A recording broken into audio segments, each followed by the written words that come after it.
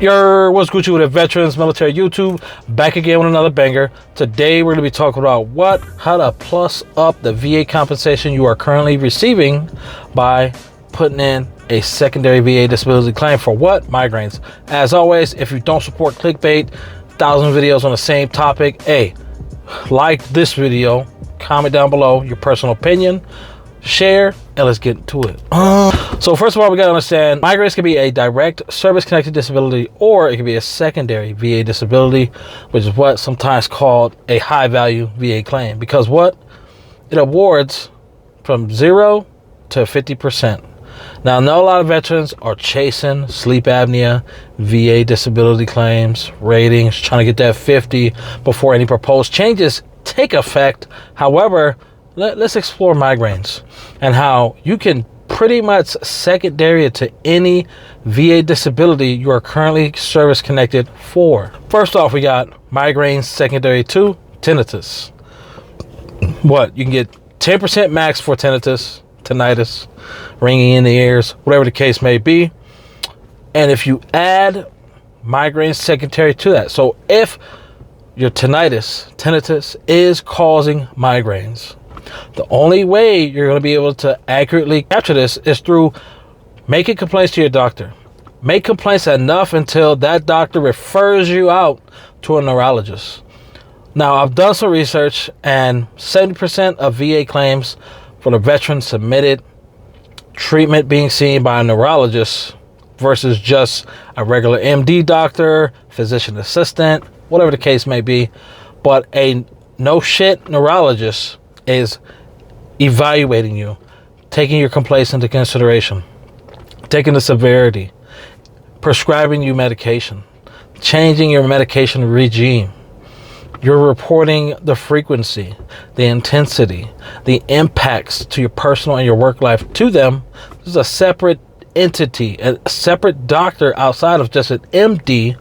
It's a doctor who is specialized in the neurology, the neuro functions of the brain. And in layman terms, that looks a whole lot better than any CMP examiner you're going to be seeing, because most times that examiner is going to be a physician assistant or possibly a general doctor. They're not specialized in anything neurology. They're not a jack of all trades type thing.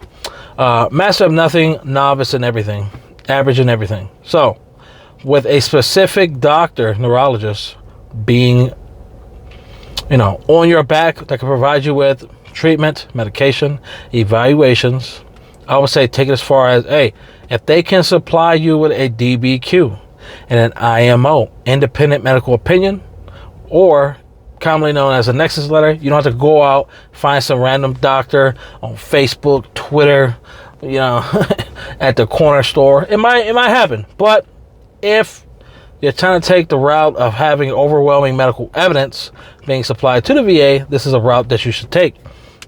And it could be secondary to almost any disability. It could be secondary to insomnia. It could be secondary to lumbosacral strain. It could be definitely secondary to cervical strain. Whenever you're having cervical tension in your neck area, obviously that's going to cause migraines and headaches. Report that to your doctor. If you don't make reports to your doctor, you're not building causation. You're not building acknowledgement from a medical provider.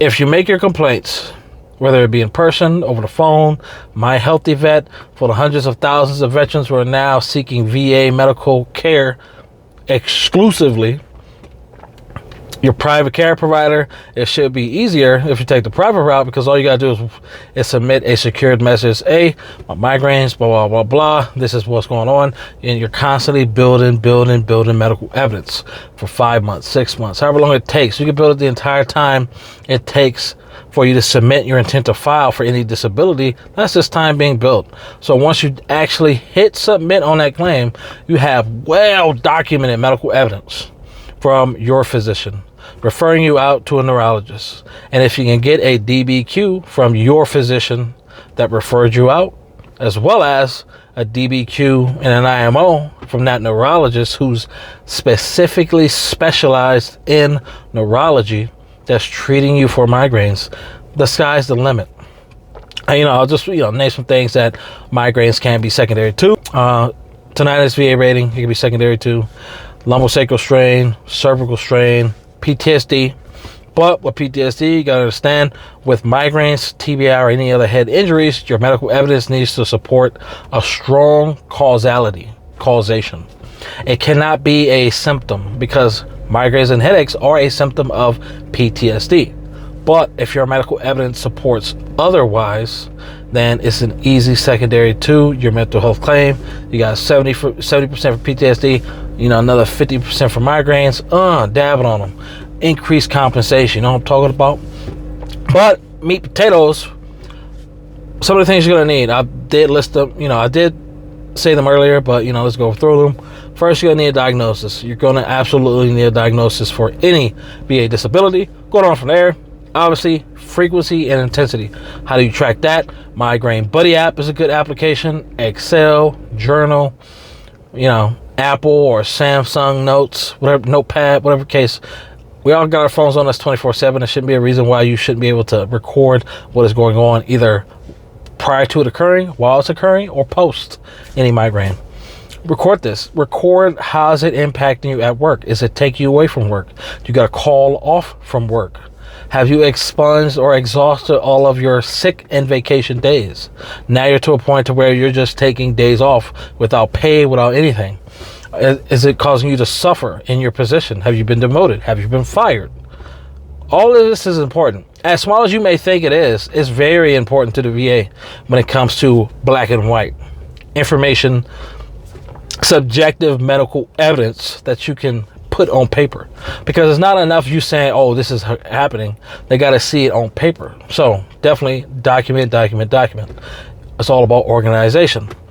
And outside of the things that you're building, and outside of all of that, you're still going to need, I would recommend a DBQ. It's not really needed, but if you have a DBQ from your doctor and a neurologist, it's going to look a lot better than just waiting for that CMP exam and having that examiner either be yay for you or nah fam, I'm gonna run you through the dirt. But that's a time for another, that's information for another video. Talk about. It can be secondary to any shoulder injuries that you're service connected for. It can be secondary to hypertension as well. The list goes on. As many disabilities that you can add, you can build medical evidence for to support migraines being secondary to, which it'll add 50% on top of your current VA disability rating, which for some people you can either go from 60 to 100% depending on where you start out. But y'all like this type of content, let your boy know. Until next time, this motherfucking Debo out.